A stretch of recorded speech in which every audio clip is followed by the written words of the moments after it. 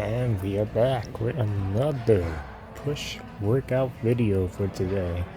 So, since the last uploads or the last recent videos where I was doing my push exercises, that was a different program. So, essentially, what I was doing was I was doing a lot of overhead press volume, overhead press being the primary goal of like trying to increase over time. And then I would separate this overhead press session with a leg day the next day, and then I would have a bench press day.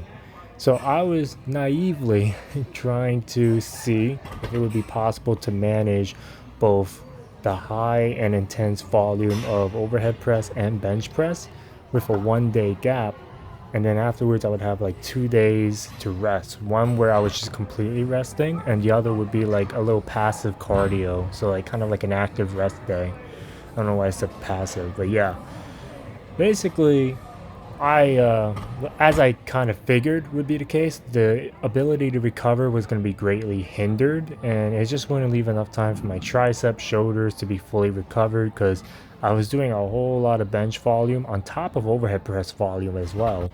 And basically, what ended up happening was that both of the lifts were stagnating, and I ended up getting sick quite a few times because my immune system was just shot up from the lack of recovery.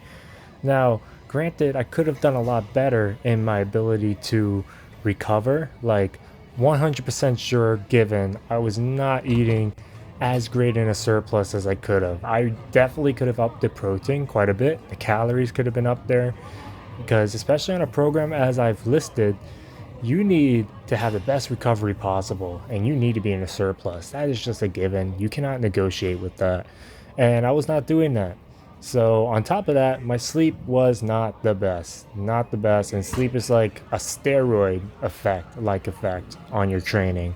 Not literally, of course, but it does make a night and day difference, quite literally, because if you're not sleeping adequately enough and then you go to actually having a consistent sleep schedule, not just getting 8 hours of sleep, good quality sleep. And by doing that, you get high quality, as in like you have a consistent sleep schedule, or at least you try to, which I know for a lot of people like myself, it wasn't the most realistic in the world.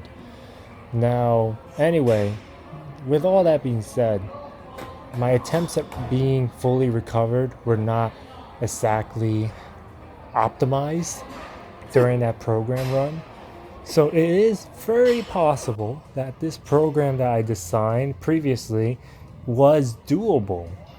But simply because of the fact that I didn't have my diet in check 100% and my sleep in check, it just didn't work out. And I'm just currently not in a state where I know I can optimize those two things. Therefore, I decided to modify my program as you see here. And now I'm actually quite literally adopting a push/pull leg split, which is the very common one you see around nowadays. But I've actually never done a push pull leg split ever in all my years of training.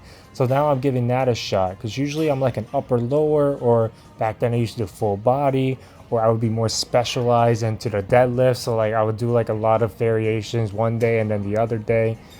But yeah, this is going to be a little different, and I think I'm going to stick with this routine right now. And so far, it's going very well. And I have to say, I am now focused on that bench press. But yeah, guys, thank you for staying tuned in, and I will have more content coming soon. Peace.